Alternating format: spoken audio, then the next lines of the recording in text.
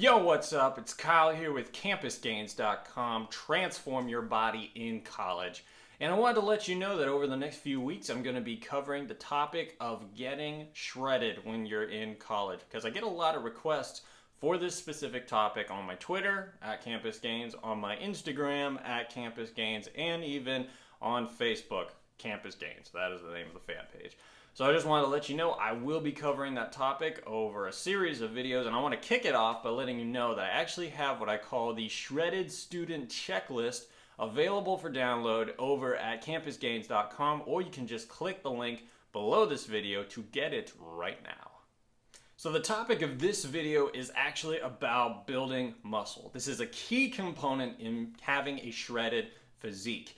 And the first primary reason you want to do this is because full dense muscle actually creates the definition that you're going to need to look shredded, as opposed to just losing body fat. If you just lose body fat, you're going to be lean, but you're going to be viewed as just skinny, maybe even lanky. Whereas if you're building that muscle, you're going to actually see some real definition. Also, building muscle burns calories. Just having more muscle on your body will actually burn more calories. There's been a lot of research and somewhat reliable anecdotal evidence of viewing weightlifters over time, seeing that those who started at a certain amount of weight with a certain amount of muscle actually increased their resting metabolic rate by building more muscle over time. So that means if you weigh 160 pounds and then you start weight training for the very first time, you build yourself up to, let's say, 180 pounds. Then you cut back down all the way to 160 pounds, cutting out body fat. When you are back down to 160 pounds with more muscle mass, your resting metabolic rate will be higher than when you started. Your body needs to burn more calories just to maintain that muscle on your body. So adding muscle to your frame is like investing in the stock market, where doing cardio to burn body fat is more just like paying off your student loans. Yes, you have to do that in order to get lean. Maybe not the cardio, but putting yourself in a caloric deficit. But investing in the stock market by building more muscle, that is a very reliable approach. So the first thing you need to do in order to build muscle is you need to be resistance training 2 to 4 times a week. 2 times is the minimum. It'll be the slowest amount of progress. However, you'll have more time for studying and homework. 3 is ideal because that kind of gives you that nice sweet spot of dedicating enough time per muscle group in 3 one-hour sessions, maybe even shorter sessions. 4, you'll have a little bit better progress, gives you more time to dedicate to each major muscle group, but again, you're cutting down time for the homework and studying that you need to do.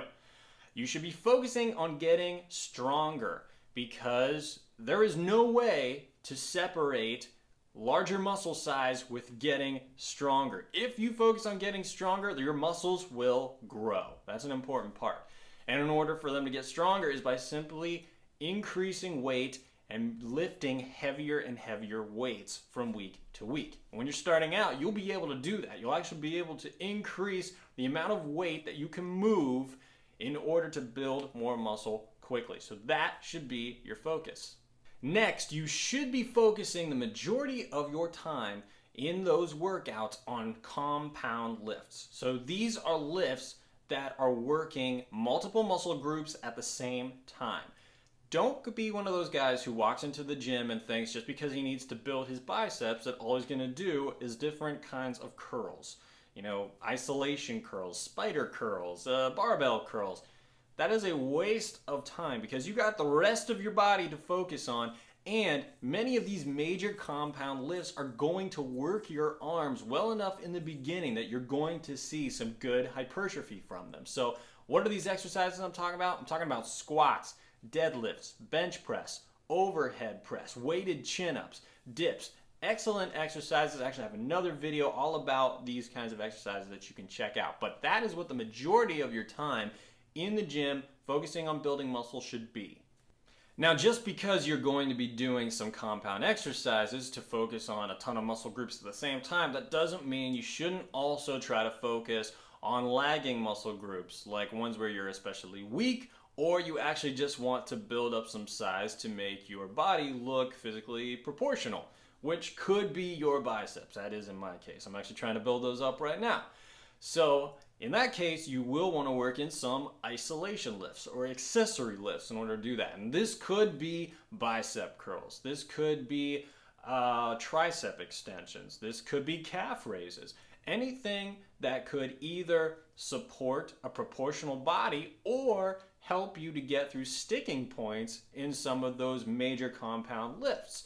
So for example, with the deadlift, if you're finding that it's very difficult for you to actually lock out at the top and lean all the way back in order to complete the full rep range of the deadlift, you may need to incorporate rack pulls as your isolation, and that'll target just that portion at the very top. So that's a smart way to work isolation lifts into those resistance workouts to either build up strength fully, get those weak points out of the way, or else to build up proportion in the body of the way that you want to look. So that is the lesson on building muscle in order to get shredded. So let me do a quick recap here. Building muscle burns more calories. It's like investing in the stock market where creating a caloric deficit is paying off your student loans. You need to lift heavier weight and focus on getting stronger in order to build muscle. And this includes resistance training 2 to 4 times a week using heavy compound lifts and also isolation lifts in order to tackle those lagging muscle groups. If you like this video, make sure you hit that like button if you're on YouTube. Subscribe if you want to see more videos like this, and make sure you head over to campusgains.com and download my shredded student checklist that I just came out with. Kyle here with campusgains.com. Transform your body in college. I will talk to you later.